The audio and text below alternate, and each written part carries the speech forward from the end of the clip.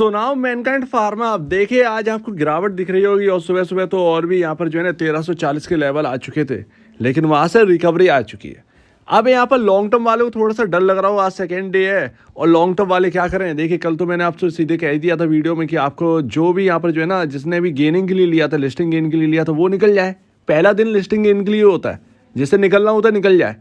थोड़ा सा दूसरा दिन यहाँ पर ये इसलिए इंपॉर्टेंट होता है क्योंकि जैसे निकलना होता है, जो डाउट में होता है लेके चला जाता है पहले दिन कि मैं रख के ले जाऊंगा, फिर शाम तक उसका जो है ना वो प्लान बनता है कि मैं लॉन्ग टर्म नहीं, मैं कल ही बेच के रख जाऊंगा। तो वो कहीं ना कहीं प्रेशर ना सेकेंड डे आईपीओ किसी भी आईपीओ तो वो उसमें देखने को मिलता ही है जब लिस्ट होता है। लेकिन लॉन्ग टर्म वालों को मैं कहता हूँ डरना नहीं चाहिए। मेरे पास यहाँ पर ना मैंने आपसे कहा था जब आईपीओ आ रहा था, मैंने आपसे कहा था जब यहाँ पर पी रेशियो बिल्कुल आ जाएगा तब हम टोरेंट फार्मा और डॉक्टर रेड्डी इन सभी कंपनियों से कंपैरिजन करेंगे और समझेंगे कि लॉन्ग टर्म वालों को यहाँ पर क्या मिलने वाला है। ऑब्वियस सी बात है आपका प्राइस बढ़ सकता है अगर यहीं पर रहेगा, तो आपके Q4 के नंबर जब आएंगे अभी एक महीने के अंदर अंदर, तब यहाँ पर जो है ना आपका पी रेशियो और डाउन होएगा तो शेयर प्राइस जो है ना वो रॉकेट होना है। तो यहाँ पर आपको जो है ना सबको यहाँ पर मार्केट कैप जो है 55,938 करोड़ ये महंगा दिख रहा होगा, लेकिन एक्चुअल में ये महंगा नहीं है। महंगा नहीं, आप इसको महंगा नहीं कह सकते। स्टॉक का पी रेशियो इस वक्त गिरावट पर है ना, तो 39.02 पर है और आपका इंडस्ट्री भी 34.81 पर है। ये याद रखिएगा कि आपका 39.02 है आपका मैनकाइंड फार्मा का पी रेशियो। अब कंपेयर करते हैं टोरेंट फार्मा और डॉक्टर रेड्डीज के स्टैंड अलोन बिजनेस से। स्टैंड अलोन बिजनेस देखिए, हम सभी लोग गलती कर रहे थे पहले। हम लोग कंसोलिडेटेड जो नंबर जो आपको पी रेशियो दिखा रहा था स्टॉक का, वो एक्चुअल में कंसोलिडेट क्या होता है कि आपके इंडिया की कमाई, आपके इंडिया का बिजनेस प्लस फॉरेन से जो आई हुई आपका जो है ना आय और जो प्रॉफिट है वो सब जुड़ता है। तो जो आपका पूरा जो है ना इंडिया और फॉरेन का जो नंबर्स हैं वो जो जुड़ते हैं वो कंसोलिडेट में दिखाए जाते हैं, ना कि स्टैंड अलोन। स्टैंड अलोन सिर्फ और सिर्फ आपके इंडिया के डोमेस्टिक बिजनेस के बारे में पता चलता है। इसीलिए पहले जो है वो कंसोलिडेट के जो पी रेशियो था उन स्टॉक्स का यहाँ पर जो है ना उनसे कंपेयर करते तो यहाँ पर मैनकाइंड फार्मा का महंगा लगता था, लेकिन जब आप उनका स्टैंड अलोन का देखेंगे तब आपको पता चलेगा कि नहीं, बराबर है। तो टोरेंट फार्मा का पी रेशियो 53.75 है। इसको मैंने पिछली बार कंपैरिजन पे लिया था, इन दोनों की नेट सेल बराबर है। टोरेंट फार्मा और आपका जो मैनकाइंड फार्मा है, दोनों की नेट सेल जो है वो बिल्कुल बराबर है और फिर भी यहाँ पर जो है ना सस्टेन कर रहा है ये पी रेशियो। तो इसका मतलब ये है कि ऐसा नहीं है कि कंपनियां गिर जाती हैं। मार्जिन यहाँ पर जो है सबसे बेहतर यहाँ पर मैनकाइंड फार्मा के ही हैं सभी कंपनियों से। देखें यूएस एफडीए का कोई लफड़ा ही नहीं है यहाँ पर कि आपका यूएस से कुछ यहाँ पर जो है ना कुछ कंप्लेन आ गई और ये वो फलाना ढिंका, कोई लेना ही देना नहीं है। हमारा टोटल जो बिजनेस है वो डोमेस्टिक इंडिया के अंदर है, तो यूएस एफडीए का कुछ लफड़ा ही नहीं है। इसलिए अच्छा भी लगता है ये सारी चीज़ें। यहाँ पर सारी कंपनियाँ क्या है कि कमा रही हैं बाहर से सबसे ज़्यादा और यहाँ पर देश में ला रही हैं, तो वही सारी चीज़ें हैं। तो यहाँ पर पी रेशियो सस्टेन कर रहा है टोरेंट फार्मा का मार्केट में। इसका मतलब ये है कि यहाँ पर आपका जो मैनकाइंड फार्मा है जिसका 40 के आसपास है और जो सेकंड नंबर पर आती है उसका भी पी रेशियो सस्टेन करना चाहिए, क्योंकि उनके जैसा मार्जिन किसी के पास नहीं है। ऐसे प्रोडक्ट है उनके पास, ऑब्वियसली जो भी इन्होंने दवाई बनाई है वो सब ब्रांड बनाए, ये मैंने आपसे पहले ही कह दिया था। अब यहाँ पर आप स्टैंड अलोन कंसोलिडेट देखें डॉक्टर रेड्डी का, तो अपने इंडस्ट्री पी से काफी नीचे है, लेकिन स्टैंड अलोन देखिए 34.35, इंडस्ट्री आपका 34.81 चल रहा है।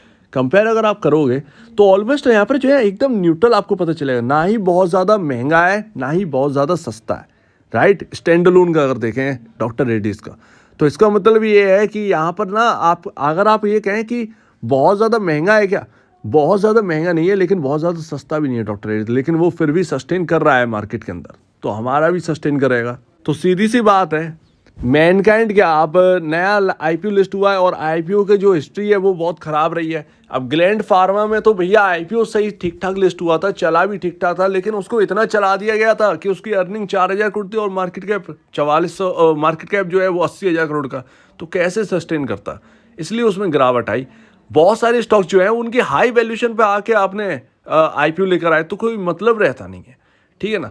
तो जो कोई मतलब रहता नहीं है तो फिर वो तो नीचे आने ही थे। लेकिन मैनकाइंड फार्मा आप समझ ही रहे हैं कि बिजनेस जो है ना वो बहुत अब्बलगा है और डोमेस्टिक में जो इनके प्रोडक्ट हैं वो उनके कोई बराबरी है नहीं। तो ये भी सारी चीज़ें ना आ जाती है। अपनी एक ब्रांड वैल्यू भी है मैनकाइंड फार्मा की, उसे कोई भी पीछे नहीं कर सकता। कहीं ना कहीं ये लगता है कि अगर आपका मतलब अगर आप ये भी कहना कि इंडस्ट्री पी 34.81 अगर इसके पास भी पहुंच जाएगा तब भी मैनकाइंड फार्मा 1200 का लेवल जो है ना वो ब्रीच नहीं होगा मैनकाइंड फार्मा में। अगर 10% की यहाँ पर जो है ना वो, सॉरी 10% तो बहुत हो गया, अगर यहाँ पर 5% 1300 रुपये पर भी आ जाए तो एकदम अपने इंडस्ट्री पी के आसपास पहुँच जाएगा ये।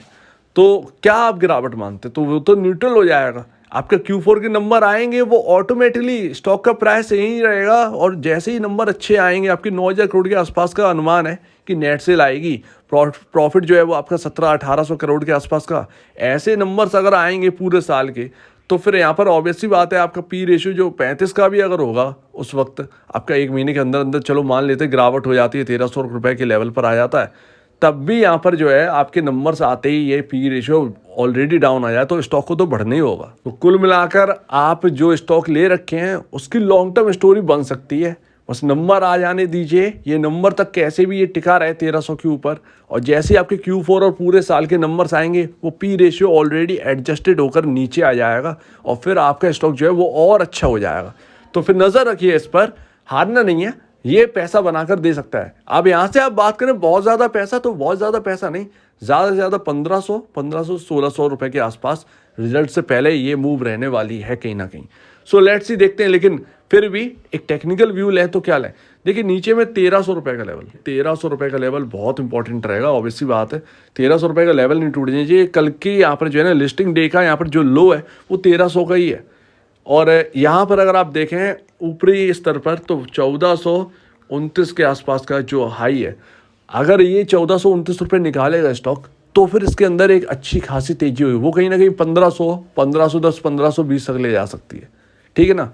तो ये यहाँ पर ना ऐसा सिनेरियो रहने वाला है, अगर 1300 टूटता है तो फिर गिरावट बढ़ेगी, लेकिन अगर यहाँ पर जो है ना 1429 टूटता है तो फिर यहाँ पर तेजी बढ़ेगी और रिकवर हो चुका हो, और जहाँ जिनको निकलना था वो निकल चुके हैं मेरे ख्याल से। आज के दिन उन्हीं के लिए था, जो बच्चे कुछ रह गए थे निकलने के लिए स्टॉक से, वो निकल गया। कल से जो है वो फ्रेश यहाँ पर जो है ना बाइंग और सेलिंग होगी मैनकाइंड फार्मा की स्टॉक में, तो कल से नज़र रखिएगा इसके ऊपर। सो उम्मीद है, मुझे लगता है मेरा व्यू यहाँ पर जो है इस हिसाब से टोरेंट और डॉक्टर रेड्डी को देखकर, अगर ये थोड़ा सा यहीं पर रहेगा ना तो अब भी यहाँ पर चलेगा, कोई दिक्कत की बात नहीं। Q4 के नंबर आएंगे वो एडजस्टेड हो जाएगा पी रेशियो, फिर तो चलना ही चल रहा है। सो उम्मीद है आप इस बात को समझे होंगे। आपका क्या कहना है इसके ऊपर कमेंट सेक्शन में कहिए, और अब वीडियो देखने के लिए बहुत धन्यवाद दोस्तों।